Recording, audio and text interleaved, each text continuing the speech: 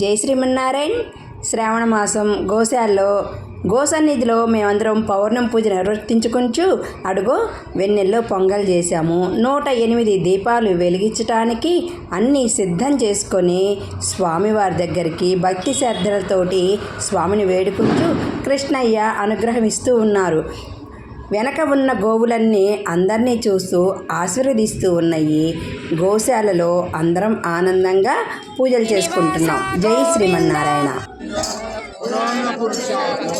వాసుదేవాయ ఓం నమో భగవతే వాసుదేవాయ ఓం నమో భగవతే వాసుదేవాయ. శ్రీమన్నారాయణ. సత్తెనపల్లి గోశాలలో శ్రావణ శుక్రవారం సందర్భంగా స్వామి గరుడ వాహనం మీద వేంచేస్తూ ఉంటే ముత్తైదువులందరూ కూడి లక్ష్మీ అమ్మవారికి మన వెంకటేశ్వర స్వామి వారికి గరుడ సేవలో పాల్గొని స్వామివారికి దీపాలు ఇస్తూ ఉన్నారు.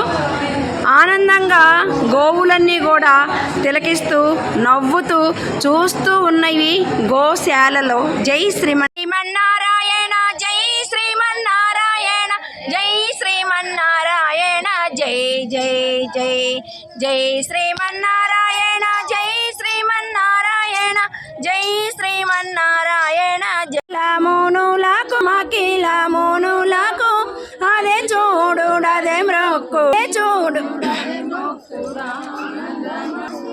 10,000 శేషుల పడగలమయము అదివో అల్లదివో శ్రీహరివాసము చైజవాసము చెంగట నల్లదివో శేషాచలము నింగినున్న దేవతల నిజహాసము ముంగిట నల్లదివో మూలనున్న ధనము ముంగిట నల్లదివో మూలనున్న ధన బ్రహ్మమయము బంగారు శిఖరాల బహుబ్ర 10,000 శేషుల పడ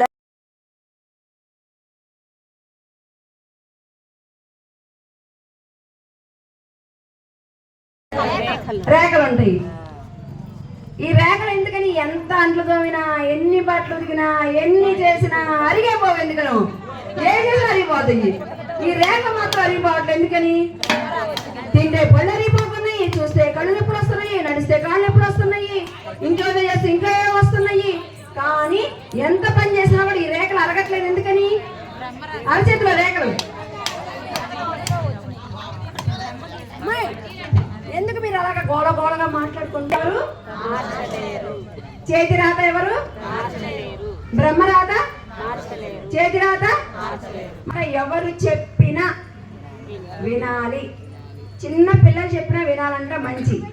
ఇప్పుడు చూడండి, వాళ్ళు చదువుకున్నారు, వాళ్ళకి ఏం లోక జ్ఞానం లేదు, ఏం లేదు. కానీ వాళ్ళ క్వశ్చన్ వేస్తే మంచిగా చెప్తారు, సమాధానం మంచిగా చెప్తారు. మనమే ఇంకా ఆలోచించాలి. వాళ్ళు అసలు ఆలోచనే లేదు. మనం చెప్పుకున్నాం, అందరి దేవుణ్ణి శుభ్రంగా పసుపు కుంకుమ పెట్టి పెళ్లి కార్డు ఇచ్చి గుళ్ళలో పోయి రాండి రాండి అని పిలుస్తాం. కానీ ఒక దేవుడు మాత్రం కొబ్బరికాయ మరి ఇలా అవద్దని చెబుతాం. మనం చెప్పాం కదా. ఎవరు దేవుడు? ఇవాళ వచ్చాడు ఆయన. బాబా మీరందరూ వద్దన్నారని ఆయన రాలా, లేదా వస్తూనే ఉన్నారు శ్రద్ధాభక్తితో. ఇప్పుడు స్వామికి షోడశోపచార పూజ చేశాం. 16 ఉపచారాలు. ఆవాహయామి, ఆసనం సమర్పయామి, రత్నగైద దివ్య సింహాసనం సమర్పయామి, స్వాగతం సమర్పయామి. మళ్ళీ వచ్చి కూర్చున్న స్వామికి కాళ్ళు కడిగాం. హస్తయో అగ్ని సమర్పయామి. పాదాలు హస్తం చేతులు, పాదయో పాద్యం పాదాలు, ముఖే ఆచమనీయం నోరు. మన స్నానం, ప్రోత వస్త్రం వస్త్రయజ్ఞం, హరిద్రాచూర్ణం పసుపు, శ్రీచూర్ణం కుంకుమ, చందనం గంధం, పుష్పహారం, పూలమాల, యజ్ఞోపవేతం, ఓడ్రపుండ్రం. అలాగా 16 ఉపచారాలు రోజు కూడా మనం స్వామికి చెయ్యాలి. ఆయన పిలవాలి. ఇప్పుడు ఇంటికి అద్దె తెచ్చారనుకో, తలపేసుకుని బయటికి పోతారా, లోపలికి ఆహ్వానిస్తారా? మా పనులు పోతారా? పిలుస్తారు కదా. పిలిచి ఇంకా పిలిచి ఏం చేస్తారు? కూర్చోబెట్టి పెడేస్తారా? కూర్చోబెట్టి మంచినీళ్ళు ఇస్తారు కదా. అతిథి దేవో భవ అంటే పరమాత్మని అతిథిలో చూసుకోవాలి అంటారు. ఇంటికి మనం ఏదైనా పూజ చేసుకుంటే ఏదో జంతువు వచ్చింది అనుకోండి, వాటిని పారదోవటం, వాటిని తొక్కటము, తిట్టడము. అదే ఇప్పుడు మీరు ప్రసాదం పెట్టి చాలాసేపు అయింది, అక్కడ ఏదో ఒక చీమ వచ్చింది ఆ ప్రసాదం కాడికి.